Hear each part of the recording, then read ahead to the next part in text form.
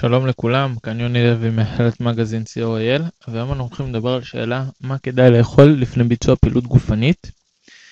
דבר ראשון אני רוצה לומר שתזונה נכונה היא המפתח לפעילות גופנית אפקטיבית, ואם תדעו לאכול את המאכלים הנכונים בזמנים הנכונים, תצליחו להפיק את המיטב מהפעילות שלכם, ותצליחו לשרוף כמה שיותר קלוריות ולהגיע לשרפה מרבית בהתאם לתנאים הבסיסיים שאיתם אתם מתחילים.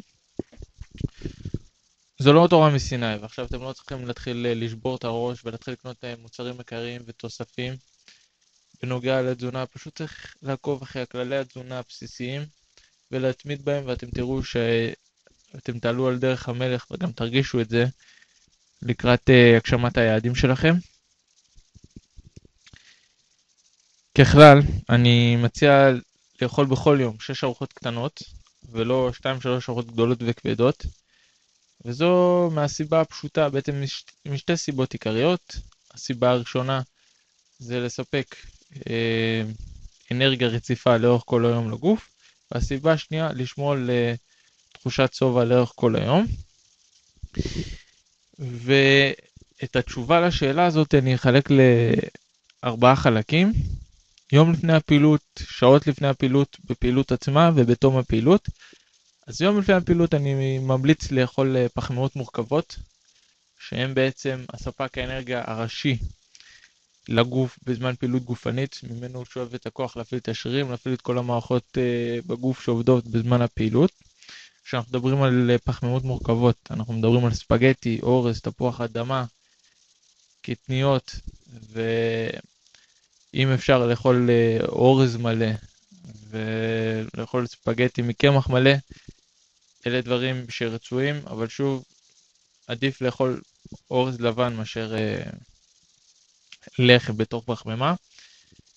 ונעבור לשעות לפני הפעילות, אז אנחנו ממליצים לאכול מאכלים שמצד אחד לא יכבידו עליכם בזמן הפעילות, מצד שני ייתנו לכם בוסט של אנרגיה.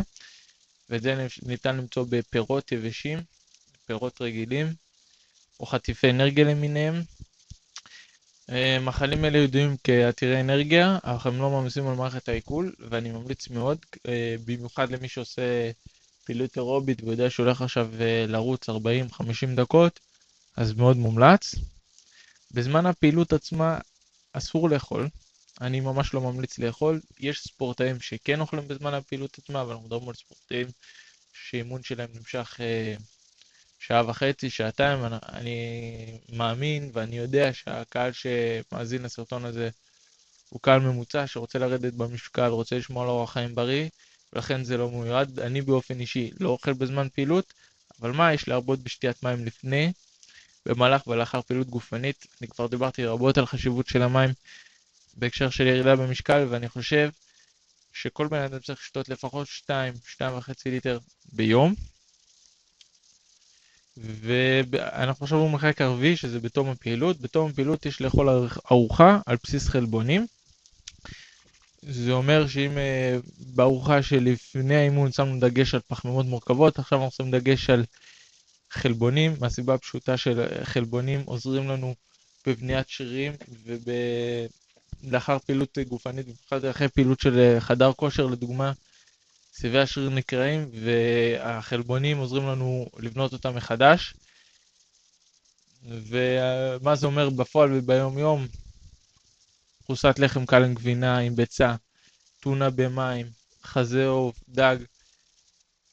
אלה חלבונים טהורים שאני אוכל אותם על בסיס יומיומי. אני מקווה שהפקתם את המרב מהסרטון הזה, ונתראה בבלוג.